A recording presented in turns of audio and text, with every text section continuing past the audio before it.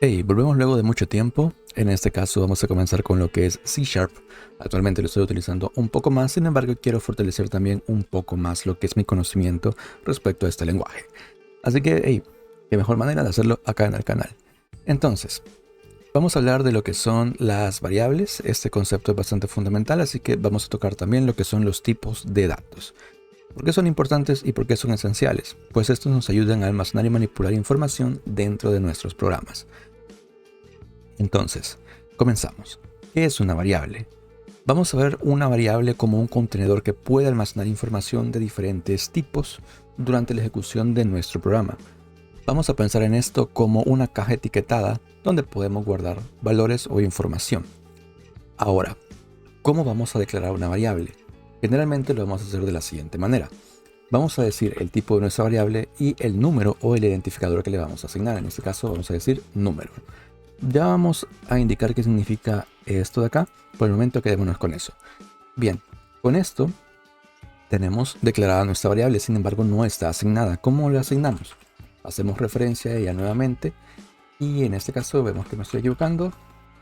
Número y le vamos a asignar un número, ¿no? Bien, como vemos ahora nos manda otro error. Bueno, en este caso simplemente nos está diciendo algo, ¿no? No nos está dando error. Nos dice que nuestra variable número está asignada, pero su valor nunca se utiliza. Para eso vamos a corregirlo, vamos a utilizarlo y vamos a hacer un console write line de nuestro número y podemos ver que ya no nos indica que no está siendo utilizada porque la vamos a imprimir. Si nosotros ejecutamos ahora nuestro programa o nuestra aplicación de consola, podemos ver que nos muestra el número que hemos colocado acá, ¿no? Bien. Ahora vamos con lo que vendrían a ser los tipos de datos. Muy bien, para hablar de variables tenemos que mencionar también los tipos de estas mismas, ¿no? El tipo de dato que pueden contener, según cómo las hemos declarado. Bien, para comenzar tenemos el int, que lo utilizamos para números enteros. Tenemos el tipo double, que se utiliza para números decimales, y char, que se utiliza para caracteres individuales. También tenemos string para cadena de texto, bool para valores booleanos, o sea, verdadero o falso, short para números enteros cortos, long para números enteros largos, float para números de punto flotante de precisión simple y decimal para números decimales de alta precisión. Cabe destacar que estos no son los únicos tipos de datos que existen. También tenemos datos como podrían ser datetime, que nos ayuda a obtener fechas y horas. También tenemos tipos de colecciones, como podrían ser un array, una lista, un diccionario, etc., ¿no? Entonces, de esos vamos a hablar posteriormente, puesto que ya son un poco, tal vez no más avanzados, pero sí ya requieren una explicación un poco más extensa, ¿no? Por los tipos de cosas que podemos hacer con ellas.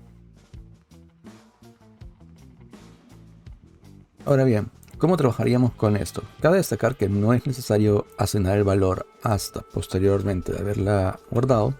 Podríamos decir int número igual a 20 y eso sería prácticamente lo mismo y nos daría el mismo resultado. Simplemente la otra forma era una manera de hacer esto un poco más descriptivo, ¿no? Creo la variable y luego la asigno. Bien, como podemos ver, esta es la manera de crear lo que es una variable de tipo entero, ¿no? Entonces, ¿cómo creamos el resto? Podemos ver.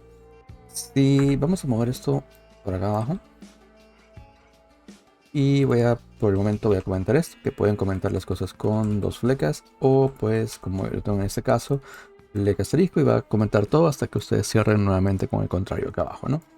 Bien, esta es la manera en la que asignan una vez están creando una variable de tipo entero. Ahora, ¿cómo lo hacemos con un double? Un double podríamos indicar un precio, por ejemplo, ¿no? Y va a ser 0, por decir algo. Sin embargo, pues para que se indique podríamos hacer 0.00 o algo más fácil, un precio súper económico, 19.99, ¿no? Ahora, con el tipo char, ¿cómo hacemos esto? Vamos a crear un char, vamos a decir inicial, y por ejemplo la inicial del canal sería B. Vamos a crear la letra B y vemos que nos está funcionando bien. Ahora, vamos a crear un string, una cadena de texto, nombre canal, igual a Valix Code. Bien, ¿qué más? ¿Cuál es el siguiente? Bool. Bueno, con el bool es mucho más fácil. Activo igual false, ¿no? En este caso porque no habíamos subido nada actualmente. Bien, ahora, Como les dije, tenemos también el resto de tipos, que en este caso tenemos short, long, float y decimal. Tal vez les puedan parecer muy similares a esos de acá, sin embargo, la manera de por así decirlo, son un poco diferentes. No en todos los casos, porque por ejemplo un short podemos decir que es un número corto y únicamente va a ser igual pues a un número, por ejemplo en este caso 1000. Sin embargo, un long sería un número largo. Vamos a decir, no sé, cargamos esto y luego una L al final. Bien, tenemos los float también, en este caso un número flotante, y vamos a asignarlo como 3.14 y una F. En este caso recuerden que el float es para números de punto flotante de precisión simple. Ya vamos a explicar un poco más acerca de esto. Bien, y decimal, ¿cómo sería decimal? Decimal sería número decimal, en este caso no se tienen que llamar así, obviamente ustedes les pueden poner el identificador que quieran o el nombre que quieran, es únicamente para que sea descriptivo y se vaya entendiendo, ¿no? Bien, el número decimal lo vamos a poner, por ejemplo, 12.456 y con una M al final, y como pueden ver, nada de esto nos está dando error, únicamente nos está diciendo pues que esto no está siendo utilizado.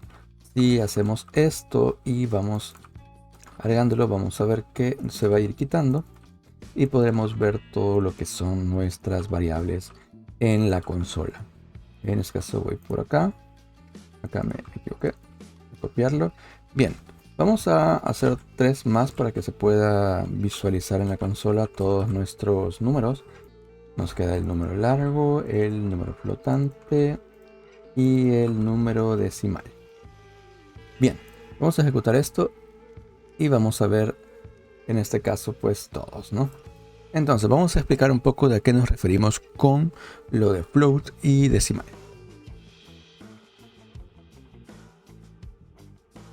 Bien, prácticamente la diferencia en este caso podríamos decir que float es un tipo de dato de precisión simple, ya que almacena números de punto flotante en 32 bits según pues el estándar IEEE 754, y es un tipo de dato adecuado para muchos escenarios, pero siempre va a ser menos preciso que decimal.